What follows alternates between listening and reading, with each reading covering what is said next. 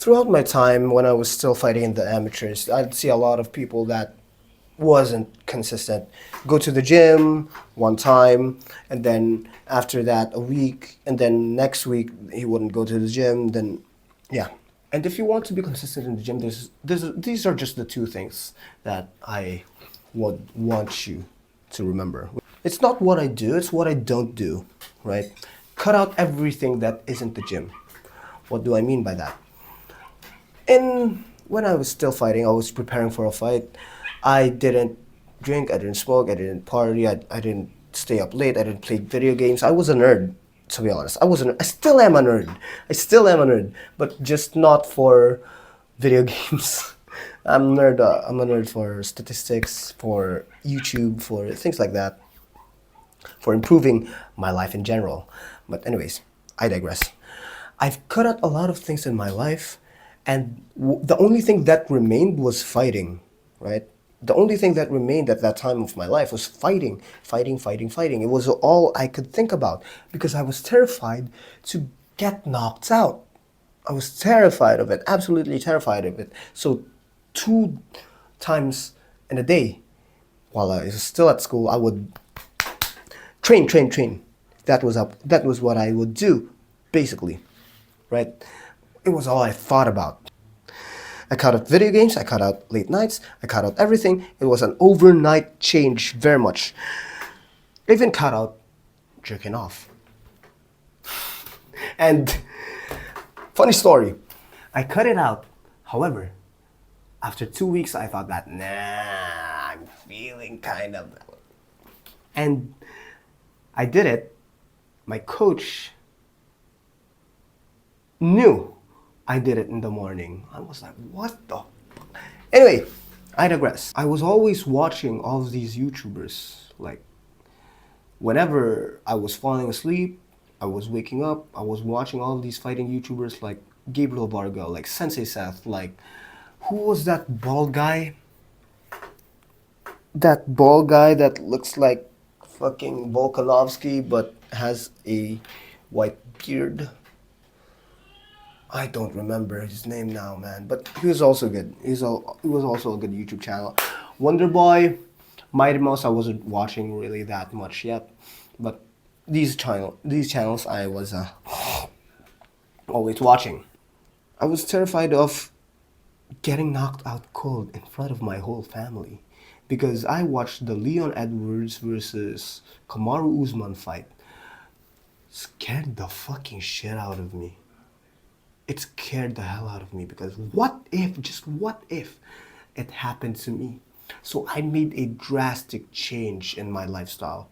And that's my first tip, which is make a drastic change in the lifestyle that you have right now. In the military, about 70% of men say that it was a positive experience. Why? Because it was a drastic change, and and then they continued to do that after. Even though they woke up, right? They woke up at God knows how. They woke up at this time. They trained a lot.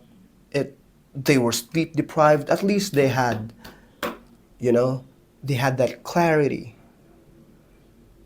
It was drastic. And the only thing really that can stick is drastic change, right?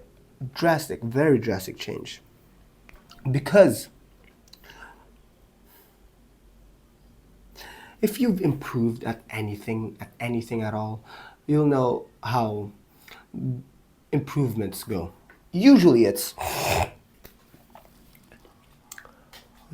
be so good at this one skill and then all other skills stagnate.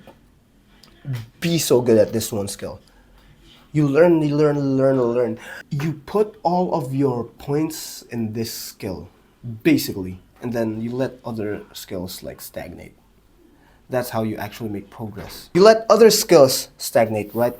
And then if you let the other skills stagnate, you will now have a lot of points for this one skill that you want to, yes, you want to be consistent in. And then after you've become consistent in this thing, it won't take a lot of brain points now. You can now move on to a different skill. That's what happened in piano for me. Pandemic. What I didn't tell you guys is I also learned a lot of piano. How did I learn a lot of piano? Because I didn't have anything to do. It was drastic. I was playing like 2 hours a day, 4 hours a day even. My hands started to hurt, right? But I played but it was the most magical experience in piano for me because the change was so good. It was so fast. My hands were so fast, and I can't do it now. I can't do it now. It's not that I've lost the skill. It's still there, but I'm not as polished as I used to be. And I don't have to think right now to play the right notes correctly, to play maybe for Elise, to play maybe, Lia Bestrom, to play maybe Turkish March, to play maybe fucking Rondo Alaturka is Turkish March. It was drastic. And because of that drastic change, I became consistent with it. And I improved with it all day, every day. This concept of 1% better every day works for maybe 1% of people. For a lot of people, right? For a lot of people, they can't do that. They have to take the band-aid off right away. They can't do. It hurts much more. They just pop. That's why keto diet works and the no rice diet doesn't. That's why a lot of people do keto more, right? It's more drastic change, and then they exercise. So do something big. Wake up at 4 a.m., go for a jog. Do a fight, right? Participate in a fight. Do something big to fucking be consistent with it. And it won't feel good. You'll suffer a lot, but is the meaning of life to always feel good? The meaning of life for me isn't. It's a lot of struggle for men, especially. You should be you guys should be the providers, right? Which means suffering is your job. But become consistent in fighting, and you'll become consistent in anything. Because this is probably the toughest sport in the world. And if you make it through, you'll be a completely different person. Now, second thing and last thing. There's a story about a cat, a mouse, and cheese. This is it. Scientists found a mouse, tied a rope to it. This rope was then tied to a lever. This lever was the signal for motivation. Now in front of the mouse they put cheese. Mouse pulls. The lever goes up. They put a cat behind it. They take out the cheese. Cat starts running. Lever goes up even more. Now they put in the cheese. The level goes up even more. Now, this cheese is a symbol for goals. The mouse is you. The cat is fierce. And the story that I told later on, I didn't want to win. I just didn't want to get knocked out. I didn't want a shameful version of me in the internet, because it was getting cast out in the internet, man, and it won't be forgotten. I was terrified, man. Very, very terrified. And fear is a fantastic motivator. Pain is a fantastic motivator to do things, to be consistent with it. Because I'll tell you now, there were times where I have a headache. There were times when I was sore. There were times when I didn't feel like it. And I just thought that if this motherfucker is training more than me, then I would get knocked out in the ring. And I know there was headgear. I know there would be headgear. I knew there would be shin guards. But the fear was always there. Here's GSP on what his take is on fear for a fighter. I'm not afraid to admit that I'm afraid.